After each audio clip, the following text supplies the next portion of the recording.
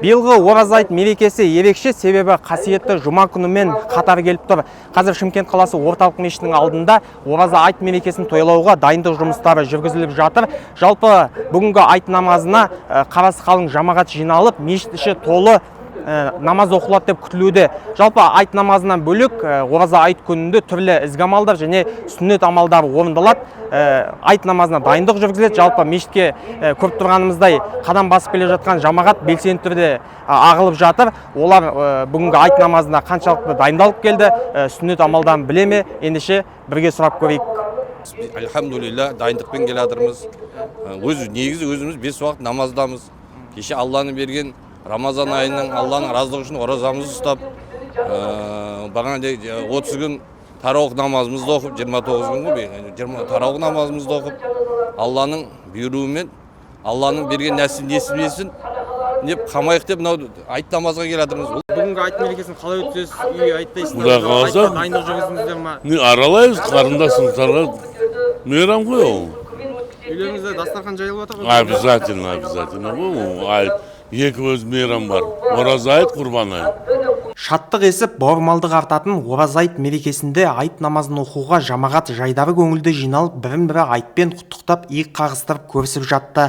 Жұма таңы айт құрметіне ыңғайланғандай аздаған жаңбыр сіркіреп, таза тыныс орнап тұрды. Мереке дәстүрге сай 2 рәкат айт намазын оқумен басталып, 7000 орынға шақталған қала орталық мешітінде ине шаншар орын болмады. Алла разылығын үміт етіп, тілек тілеп келген жамағатқа қала бас имамы бас мүфтидің құттықтау сәлемін жеткізіп, ұлық мейрам ораза айттың маңыздылығын насихаттады.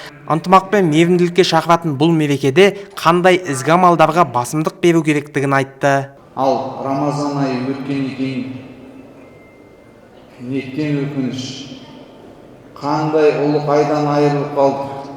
Құдай біледі, келесі жылғы Рамазан айтқа біз бармыз ба, жоқпыз ба, бір Алла біледі. Біз осы айда құлшылығымызды Алла риза болатындай орындадық па деп, сондай бір өкініште болады екен ағайын.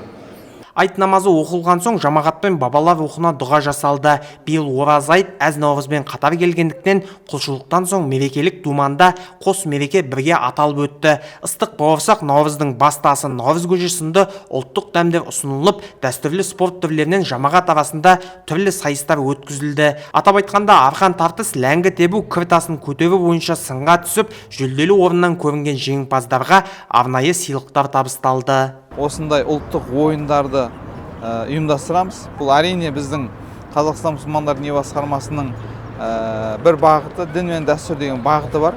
Сол бағыттың аясында осындай жұмыстар жасаймыз. Қызықты өтіп жатыр. Бұл жастарымызға мерекенің мереке екенін көрсету. Айт деген жалпы мереке деген сөз ғой, мерекелеу деген сөз. Міне осы мерекені тиісінше осы халыққа ұмыттырмай, соны дәріптеп жеткізудің мақсаты. Наурыз мерекесіне орай биылғы біздің де дастархан мәзіріміз өзгерді. Жылда әртүрлі тағамдар дайындайтын еді. Биылғы ұлттық тағамдарды дайындап, жаңа үлкен кейін қонақтарымызды, ардагерлер кеңесінің төрағасы бар, соның қасындағы ақсақалдарымызды жаңа өзіміздің наурыз көжемен, жаңағы ұлттық тағамдармен күтіп алып, алдарына дастархан жасадық. Наурызда айт мерекесіне келіп, әкеммен бірге келдім. Жақсы өтті ораза, жолдарымыз ашылып, қабыл тілеген тілектеріміз орындалып. Ораза ұстаған мұсылмандарды құттықтаймын, ниеттер қабыл болсын, мұраттар асыл болсын.